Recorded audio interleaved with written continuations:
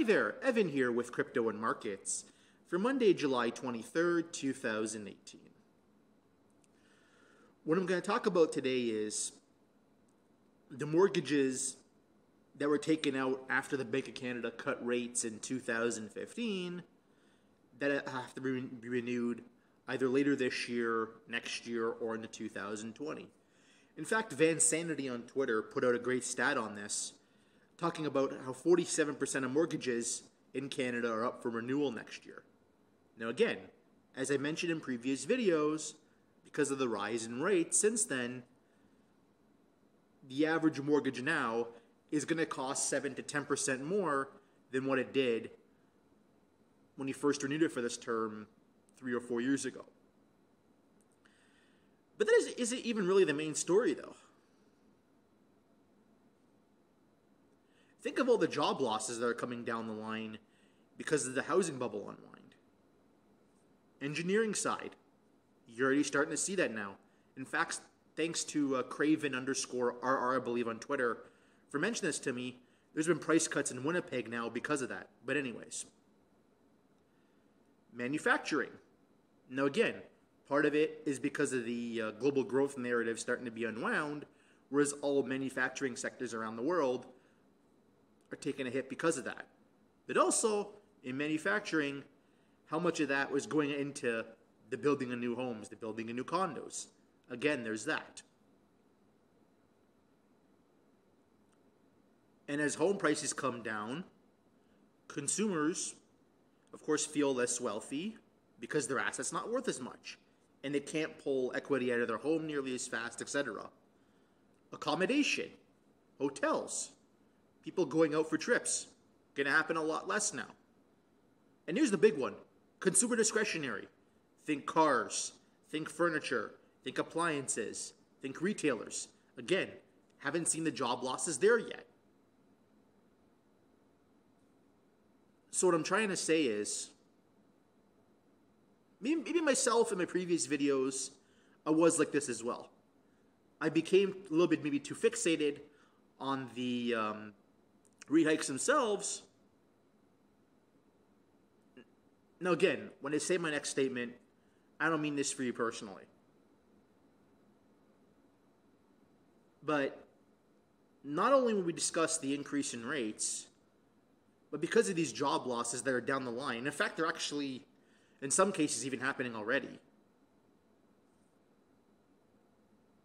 When I mention everything, how the foreclosures are going to accelerate in the fourth quarter, how the bankruptcies are going to accelerate in the fourth quarter.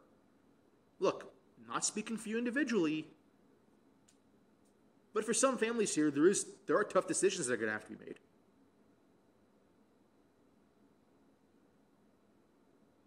I mean, I don't want to sound that way, but unfortunately, from everything I'm starting to see out there from some of my foreclosure sources that work in the GTA, etc., it's already starting to happen.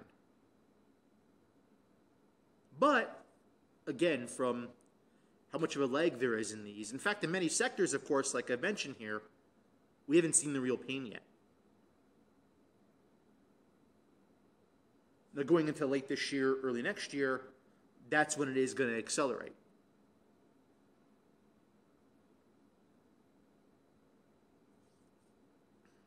So to put it in closing, I didn't want to take too much of your time. When I mentioned the foreclosures, the bankruptcies, the consumer proposals, all picking up in the fourth quarter of this year, it's not just the increase in rates,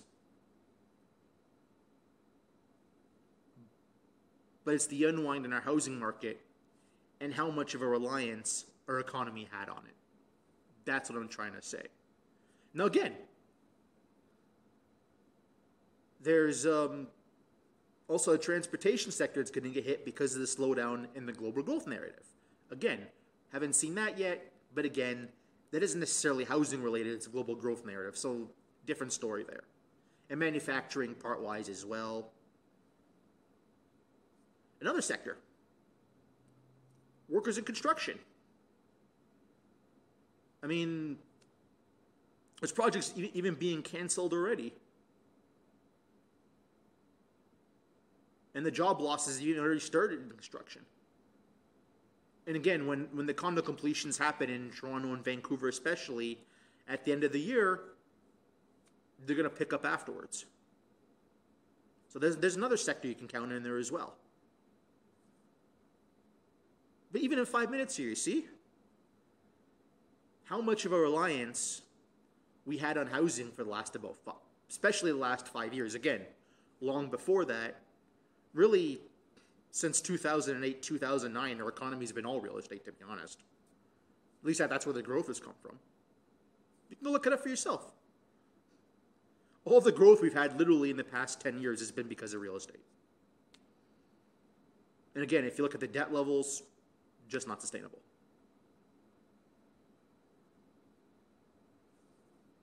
So again, I'm doing this video today to outline my two big reasons why the foreclosures, why the powers of sale, why the consumer proposals, and why the bankruptcies are going to accelerate in the fourth quarter of this year. When families go to renew their mortgage, again, I'm not speaking for individual situation, but there's going to be families, there's going to be people that are feeling the pain. All there is to it. Hit the like button, leave a comment down below, subscribe, and most importantly, follow me on Twitter @CryptoMarkets2. Y'all have a good day, everybody.